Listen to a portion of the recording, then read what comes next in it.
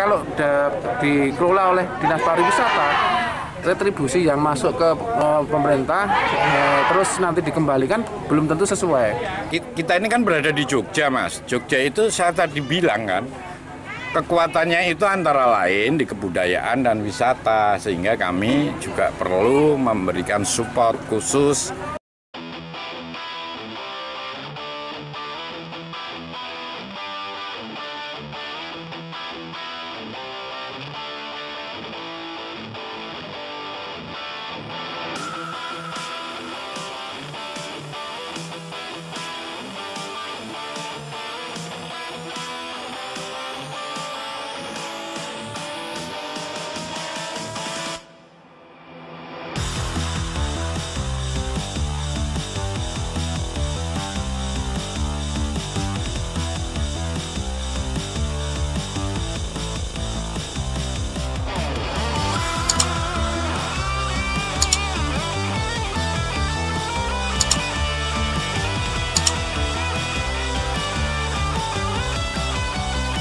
Pak Fajar, kenapa Kampung Tangguh Wisata penting? Ya, karena Kampung Tangguh Wisata ini memang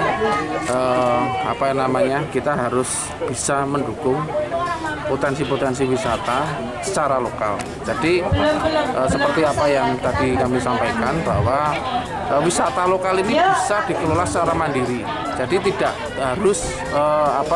harus menunggu atau meminta dari sisi perencanaan maupun dari sisi penganggaran dari pemerintah daerah maupun pemerintah di atasnya. Karena dari sisi pemberdayaan maupun pengelolaan sebetulnya bisa dilakukan sendiri.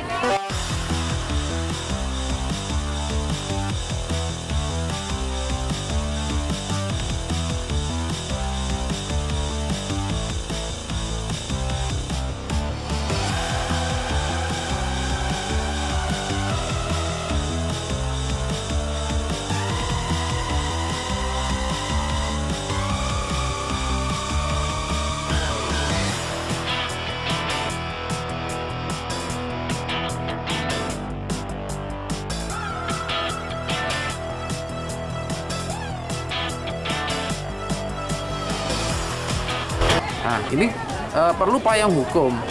Pengelolaan wisata lokal tingkat desa ini memang perlu payung hukum untuk menarik retribusi dan lain-lain ini. Nah, ini perlu payung hukumnya adalah Perdes. Nah, Perdes ini sudah bisa untuk memayungi mereka untuk mengelola destinasi wisata tersebut. Nah, nanti dikerjasamakan dengan BUMDes. Jadi di satu sisi mereka rentang kendali antara BUMDes dan masyarakat ini akan pendek dan mereka bisa melakukan sesuatu hal pengembangannya ini secara optimal karena mereka bisa kalau dikelola oleh Dinas Pariwisata, retribusi yang masuk ke pemerintah terus nanti dikembalikan belum tentu sesuai. Nah, ini dari sisi perencanaan maupun pengembangan rentang kendalinya lebih pendek kalau dikelola oleh BUMDes. Di situ yang paling berkompeten memang di sini pemerintah kelurahan.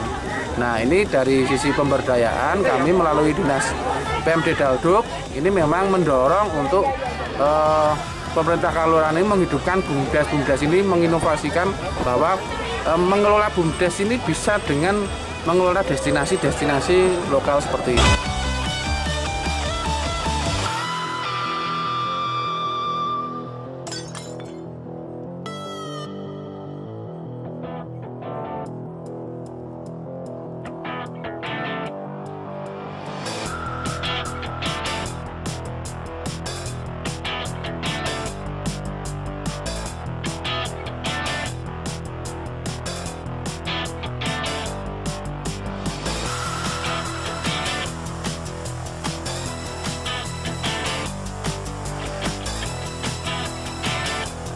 Kalau selama ini Pak kendalanya apa Pak dalam pengelolaan kampung wisata di Kulon Progo sendiri? Ada kendalanya memang seperti ini misalnya ya. Ini memang karena dari sisi aset ya, aset yang ini mungkin punya provinsi. Nah, ini perlu secara regulasi ini perlu kita selesaikan ya. Artinya memang yang regulasi ini untuk agar masyarakat bisa mengelola dengan baik dan benar. Nah, ini regulasi yang harus dilakukan pendampingan oleh kami selaku pemerintah Kabupaten Kulon Progo. Paling tidak mereka bisa nanti mengelola itu sudah dari sisi hukum maupun dari sisi apa saja sudah benar, itu seperti itu.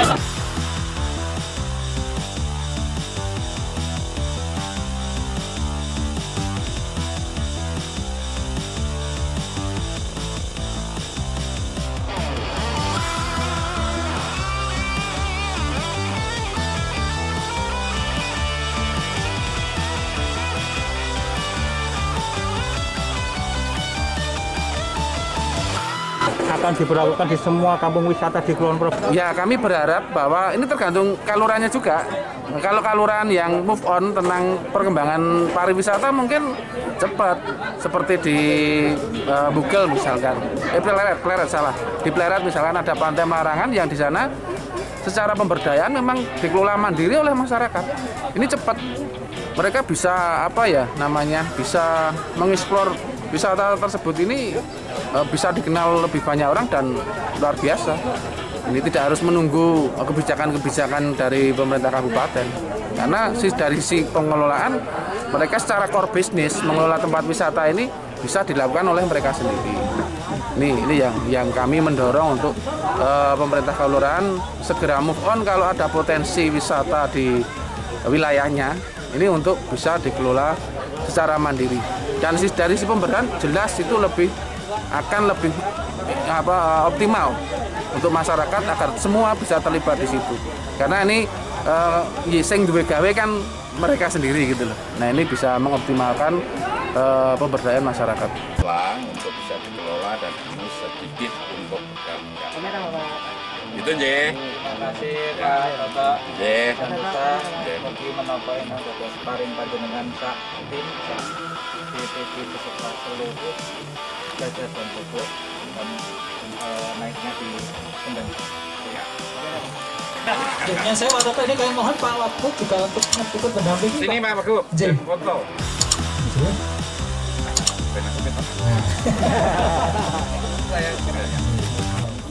Apa sih Pak yang diharapkan dari keberadaan kampung tangguh wisata di DIY ini apa Pak? Jadi begini, Jogja itu salah satu kekayaannya adalah kebudayaan wisata ya. Jadi setiap upaya dari masyarakat, apapun itu masyarakat, itu yang menyangkut dua hal itu, apalagi dalam situasi pandemi seperti ini, kami mencoba tetap hadir untuk taruhlah memberikan support kepada masyarakat setempat yang melakukan usaha-usaha seperti ini.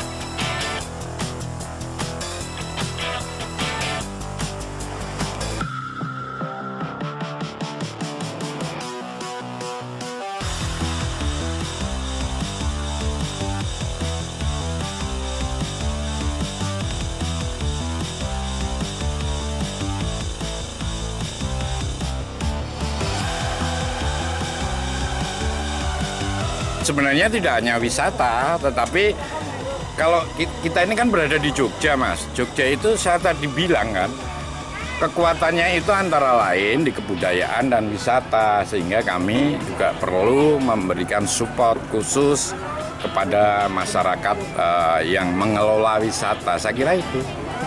Ya. Harapannya Pak dengan itu sudah harapan. Itu sudah harapan, Pak. Jadi harapannya ya masyarakat bisa mandiri itu yang paling penting. Saya kira itu.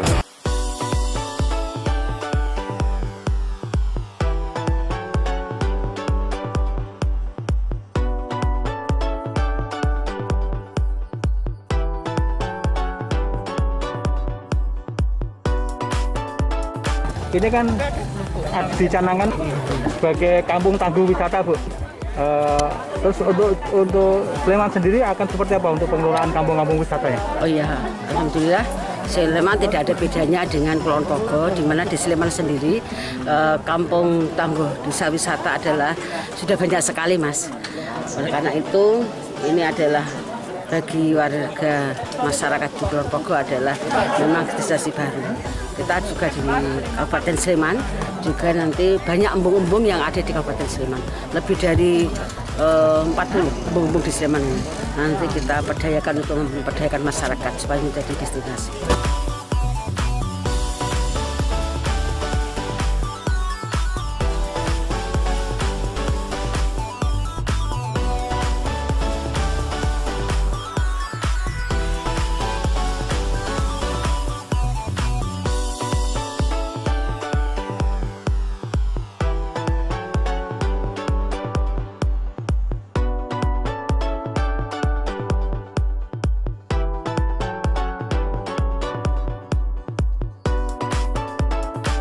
Bu, pandemi membuat terpuruk ya desa-desa wisata. Apa yang akan dilakukan, Bu? Jelas, dengan pandemi ini wisata di Sleman turun lebih dari hampir hanya 20%. Kehadirannya kalau kemarin itu sebelum pandemi itu yang hadir yaitu hampir 10 juta. Ini kemarin tinggal 7.800-an. Itu di semua. Dengan adanya pandemi ini kita harus seimbang antara ekonomi dan kesehatan. Dengan adanya wisata adalah penggerakkan ekonomi UMKM, tapi memang dibatasi. Oleh karena itu di Kabupaten Sleman kita tetap membuka semua wisata, tapi dengan 50%. 50% ini harapannya nanti kita menggerakkan secara total tetap pakai protokol kesehatan.